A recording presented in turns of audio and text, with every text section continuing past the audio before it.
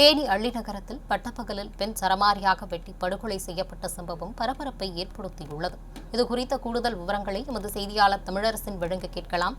தமிழரசன், வணக்கம். வெட்டி கொலை செய்யப்பட்ட பெண் யார்? படுகொலைக்கான காரணம் என்ன? விரிவான தகவல்களை பதிவு செய்யுங்கள். வணக்கம். தேனி மாவட்டம் அள்ளிநகரத்தில் உள்ள பகுதியில் பட்டப்பகலில் பெண் ஒருவர் சரமாரியாக வெட்டி படுகொலை செய்யப்பட்டுள்ளார். தப்பி ஓடிய குற்றவாளியை போலீசார் தீவிரமாக தேடி வருகின்றனர். தேனி மாவட்டம் தேனி அள்ளிநகரம் ஹைஸ்கூல் தெருவைச் சேர்ந்தவர் லீலாவதி.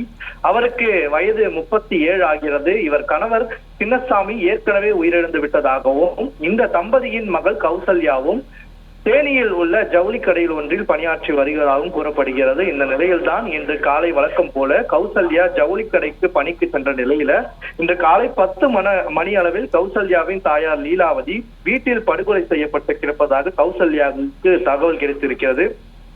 சம்பவ இடத்திற்கு வந்த கௌசல்யா விரைந்து வந்து வீட்டில் பார்த்தபோது அவரது தாயார் லீலாவதி ரத்த வெள்ளத்தில் சடலமாக கிடந்துள்ளார்.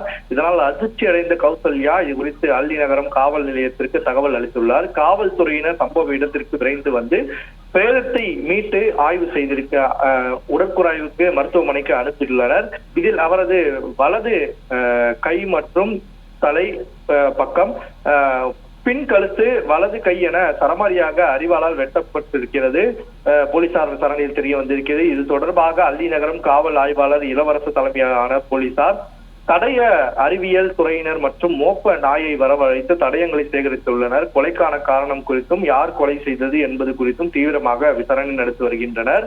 லீலாவதியின் மகள் கௌசல்யாவிற்கும் திண்டுக்கல் மாவட்டம் மீனாட்சிபுரத்தை சேர்ந்த பிச்சைமுத்து என்பவருக்கும் கடந்த 9 மாதங்களுக்கு முன்னதாக திருமணம் நடைபெற்ற நிலையில இருவருக்கு கருத்து வேறுபாடு ஏற்பட்டதாக கூறப்படுகிறது. இது தொடர்பாக தேனி அனைத்து மகளிர் காவல் நிலையத்தில் இருவரிடம் கையெழுத்து வாங்கி பேசி பிரித்து வைத்ததாகவும் கூறப்படுகிறது. அதனைத் தொடர்ந்து கடந்த 2 மாதங்களாக தனது தாயாருடன் அள்ளிநகரத்தில் வசித்து வரும் கௌசல்யா தேனியில் உள்ள ஜவுளி கடைக்கு வேலைக்கு சென்று வந்துள்ளார். கௌசல்யாவை தன்னுடன் வருமாறு பிச்சைமுத்து பலமுறை அழைத்த போதும் கௌசல்யாவின் தாயார் லீலாவதி அவரை அனுப்ப மறுத்ததாக கூறப்படுகிறது. இந்த ஆத்திரத்தில் தான் லீலாவதியை பிச்சைமுத்து கொலை செய்திருக்கலாம் என்றும் போலீஸ் கோணத்தில் போலீசார் விசாரணை நடத்தி வருகின்றனர்.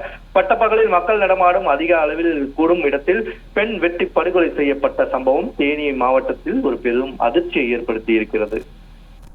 விவரங்களுக்கு நன்றி தமிழரசன்.